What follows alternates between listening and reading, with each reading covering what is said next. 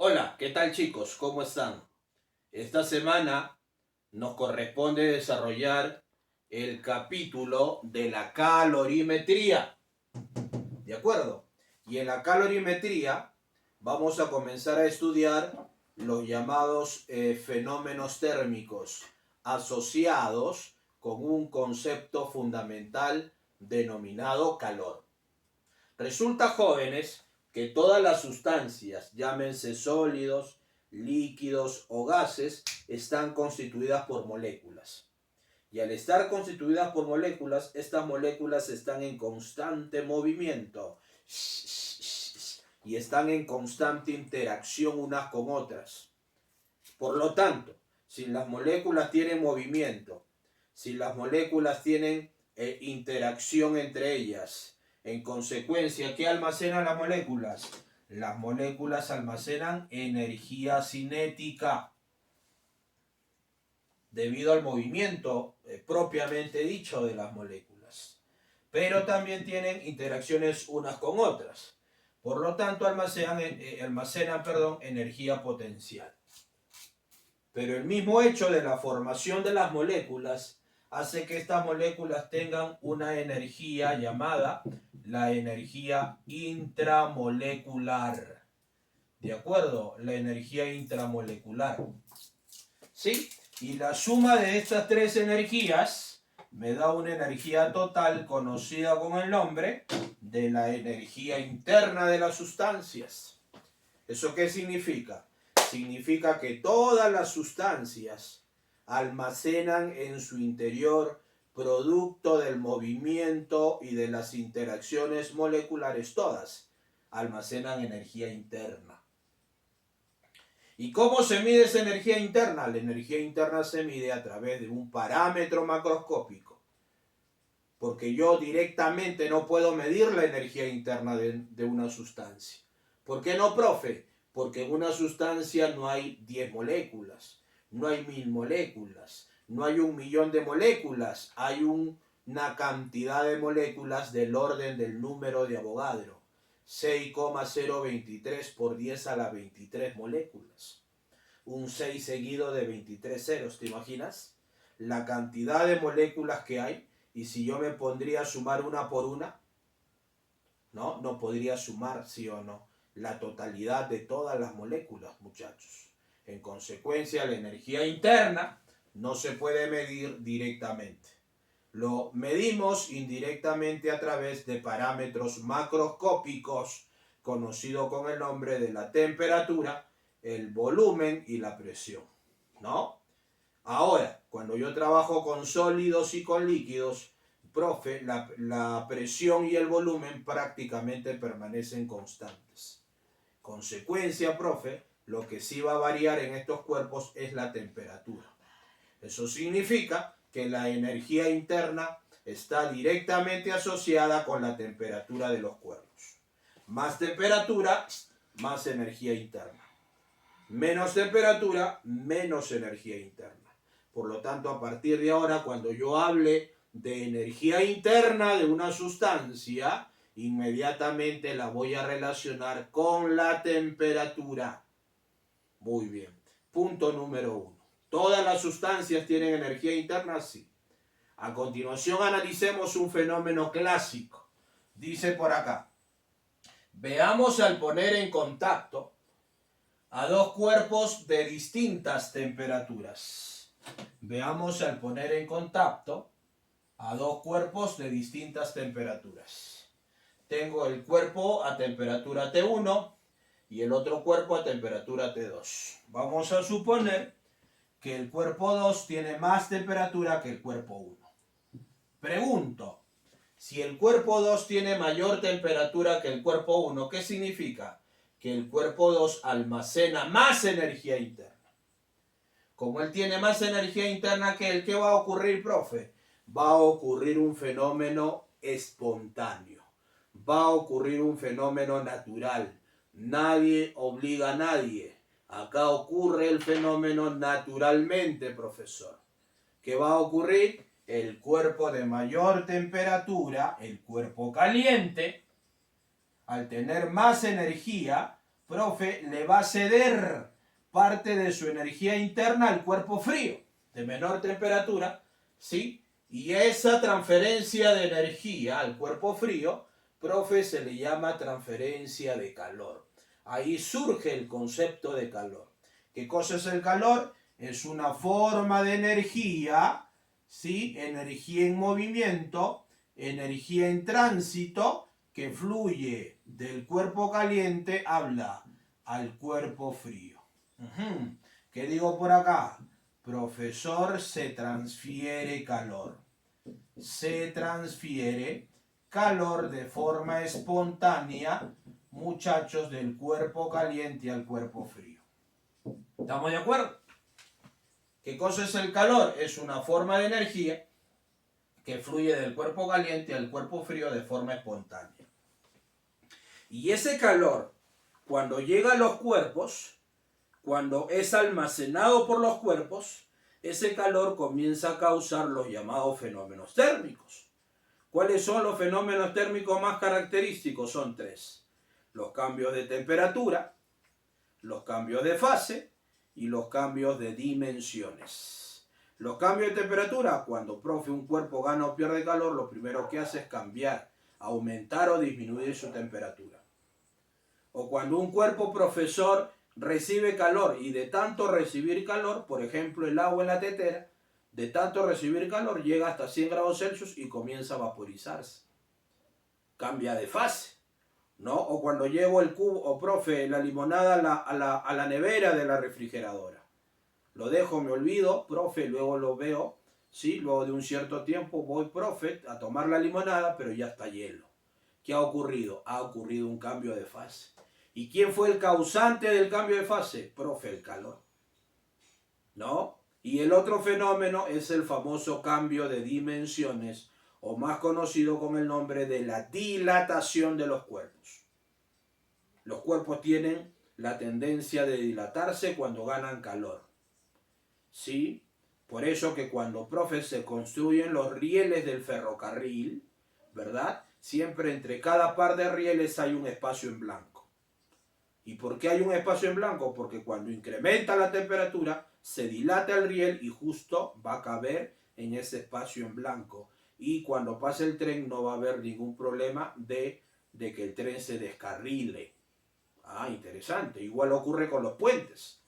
Esos son los tres fenómenos característicos que ocasionan el calor en los cuerpos. ¿Está bien? Muy bien. Profe, ¿y esa transferencia de calor que fluye del cuerpo caliente al cuerpo frío es una transferencia de calor, muchachos, infinita? ¿O en algún momento esa transferencia de calor termina? Esa transferencia de calor cesa, acaba. Claro, profe, la transferencia de calor termina, cesa, acaba cuando ambos cuerpos alcanzan el equilibrio térmico. ¿Y cuándo se alcanza el equilibrio térmico? Cuando los cuerpos alcanzan una misma temperatura. La famosa temperatura de equilibrio, ¿verdad? Para entender mejor cómo funciona, profe, el equilibrio térmico, planteo lo siguiente. Profe, voy a utilizar un diagrama lineal de temperatura. ¿Qué es un diagrama lineal de temperatura? Es una recta numérica en donde voy a colocar a las sustancias que se ponen en contacto a distintas temperaturas. Las sustancias frías a la izquierda, T1. Las sustancias calientes a la derecha, T2. Se ponen en contacto. ¿Qué va a ocurrir? Intercambian calor. Y al intercambiar calor, la sustancia caliente disminuye su temperatura al perder calor. Y la sustancia fría aumenta su temperatura al ganar calor. Y en ese proceso de ganancia y de pérdida de calor, profe, las sustancias llegan a un punto de equilibrio. Y a ese punto de equilibrio nosotros le llamamos, profe, el equilibrio térmico, la temperatura de equilibrio. ¿Dónde estará la temperatura de equilibrio, profe? La temperatura de equilibrio estará en un punto intermedio. Ajá, la sustancia fría, al ganar calor, aumenta su temperatura. La sustancia caliente, Profe, al perder calor disminuye su temperatura. Una al aumentar, la otra al disminuir, profe, vayan a llegar a una temperatura común conocida con el nombre de la temperatura de equilibrio. ¿Y qué se va a cumplir? Que la sustancia que aumenta su temperatura gana calor. Y la sustancia que disminuye su temperatura pierde calor. ¿Sí? Y como la energía no se crea ni se destruye, solamente se transforma, solamente se transfiere de un cuerpo a otro, ¿qué se debe cumplir, profe, en este proceso? La conservación de la energía. Por lo tanto, se cumple lo que nosotros llamamos la ley cero de la termodinámica. ¿Qué se va a cumplir, profe? Se cumple que el calor ganado por las sustancias frías debe ser igual al calor perdido por las sustancias calientes. Ajá, profe, calor ganado igual a calor perdido. Siempre, cuando hay intercambio de calor entre dos o más sustancias, se cumple, profesor, el equilibrio térmico. Calor ganado igual a calor perdido, y a esta expresión se le conoce con el nombre de la ley cero de la termodinámica. La ley cero de la termodinámica. Calor ganado igual a calor perdido, ¿no? Muy bien, la ley cero de la termodinámica. ¿De acuerdo? Correcto. Muy bien. ¿Qué más, profesor? Ajá. Una vez que hemos entendido el concepto de calor, ya podemos analizar, profe, los dos fenómenos mejor estudiados acerca de los llamados fenómenos térmicos. Los cambios de temperatura y los cambios de fase. ¿De acuerdo? Entonces, hablemos por acá del cambio de temperatura, muchachos. ¿Qué se cumplen los cambios de temperatura? A ver, lógico. Cuando yo pongo, profe, en una tetera agua y lo coloco en la hornilla, ¿qué va a ocurrir, profe? Lo primero que ocurre al recibir calor es cambiar su temperatura, ¿sí o no? Aumenta su temperatura, o cuando lo pongo en la refri, profe, disminuye su temperatura. Por lo tanto, ¿de acuerdo? El primer fenómeno que ocasiona el calor en los cuerpos son los cambios de temperatura. Imagínate entonces lo siguiente. Yo tengo una sustancia, profe, de masa M. Profe, debería estar en gramos, ¿no? Bueno, yo voy a trabajar en el sistema auxiliar. No, debería estar en kilogramos, pero yo lo voy a trabajar en gramos. ¿Está bien? A esa sustancia de masa M le suministro una cierta cantidad de calor. ¿Sí? A ese calor nosotros le llamamos el calor sensible. Al entregarle calor a esta sustancia de masa M, profe, la sustancia de una temperatura inicial T0 va a cambiar a una temperatura final TF. ¿Qué sufre la sustancia, profe? Sufre un cambio de temperatura. Y el cambio de temperatura se produce en grados Celsius. Pregunto, ¿el calor es energía? Si la energía se expresa en joules, el calor entonces también está en joules. Falso. El calor va a estar en calorías, una unidad auxiliar de la energía. ¿No? Muy bien. En consecuencia, profe, al entregarle calor a una sustancia de masa M, la sustancia cambia su temperatura. Es lo primero que sufre. ¿Se puede calcular ese cambio de temperatura que sufre la sustancia? Sí. Se verifica la fórmula del calor sensible. ¿Qué se cumple? Se cumple que el calor sensible que sirve para cambiar de temperatura a una sustancia es directamente proporcional a la masa de la sustancia y directamente proporcional al cambio de temperatura. Entonces el calor sensible es igual a la masa por el cambio de temperatura, pero para que todo se convierta en una fórmula física, la debo multiplicar por una constante de proporcionalidad conocida con el nombre del calor específico. Ajá, y de ahí se deduce la famosa fórmula se mata. La fórmula, señorita, se mata. Calor específico por la masa por el cambio de temperatura.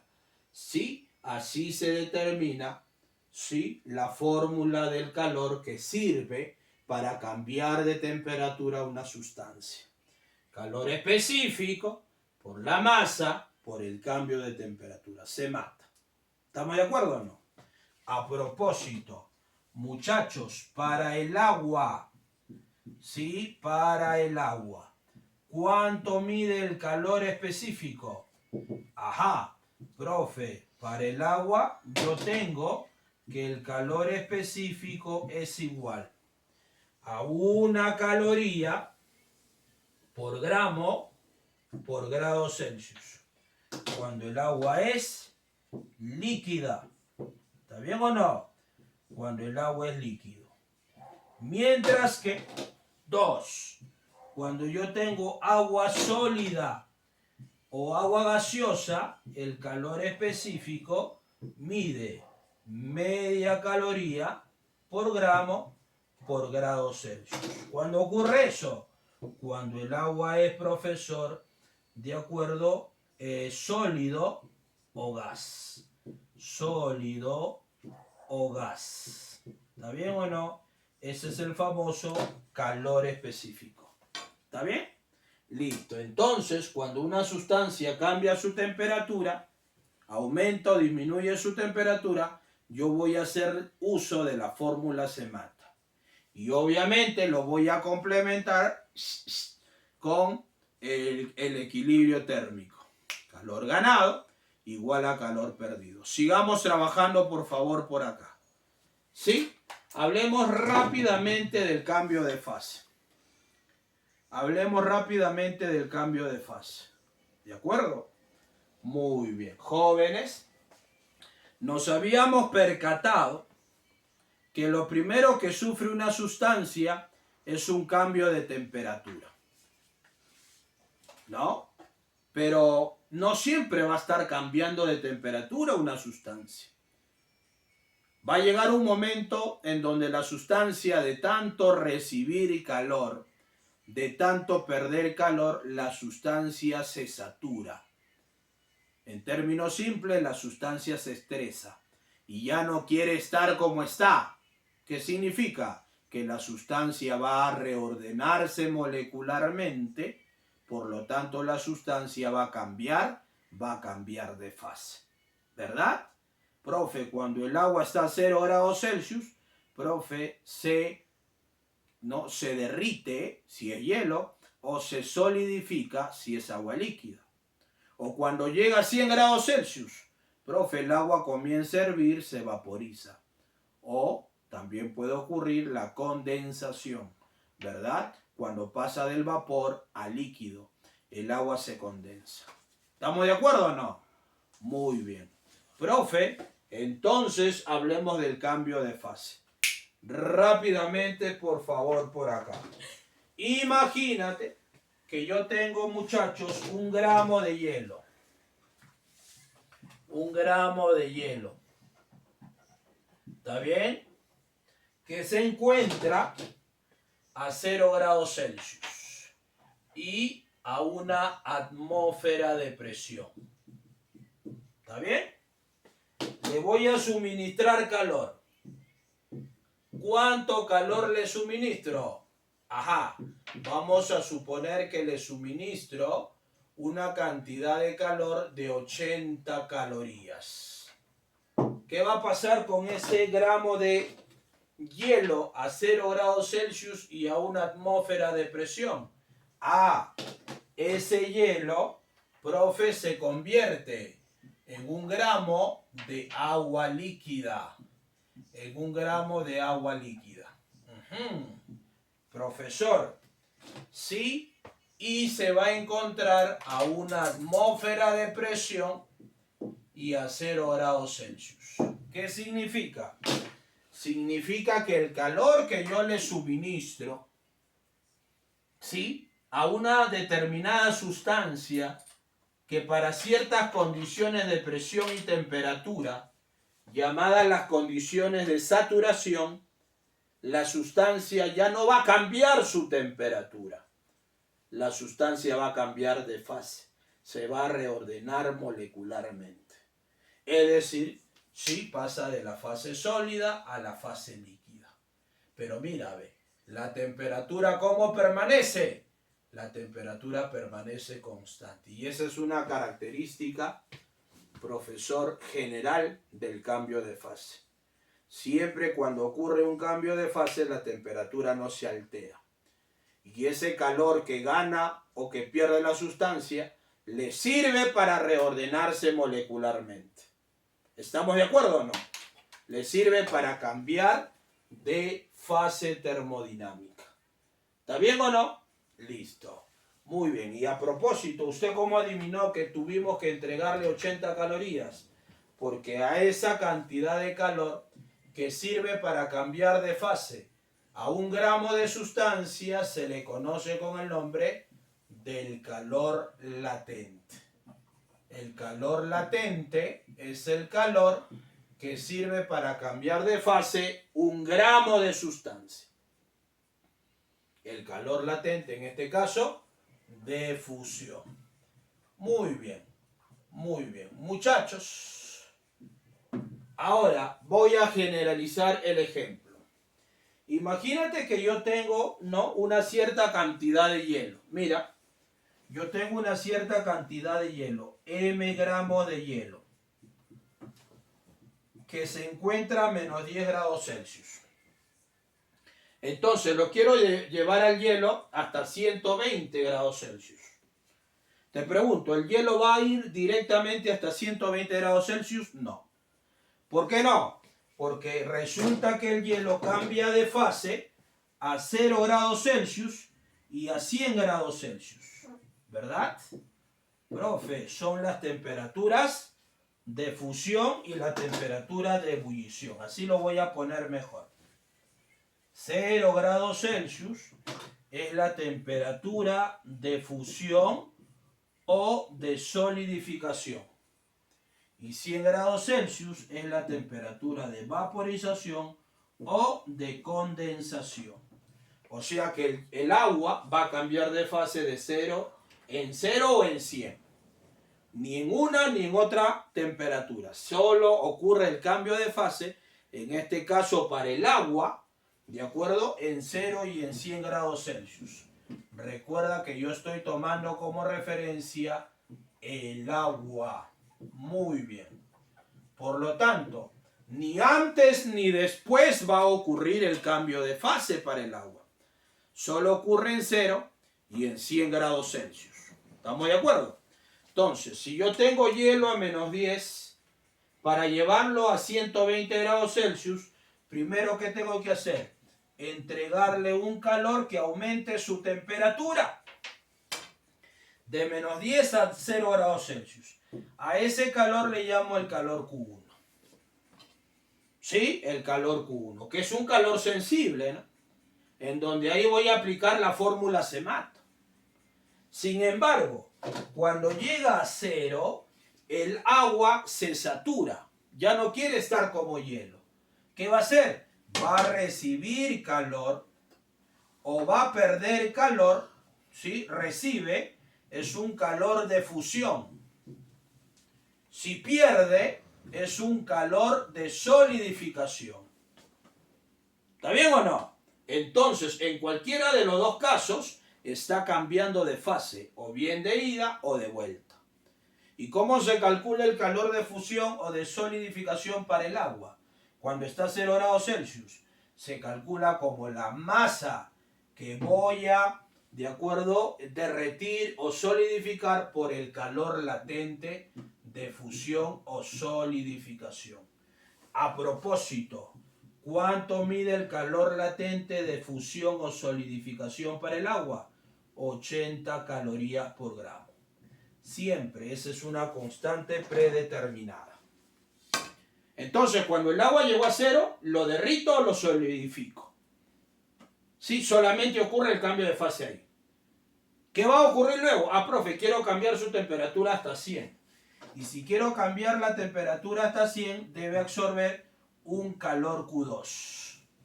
Nuevamente se mata, pero como agua líquida.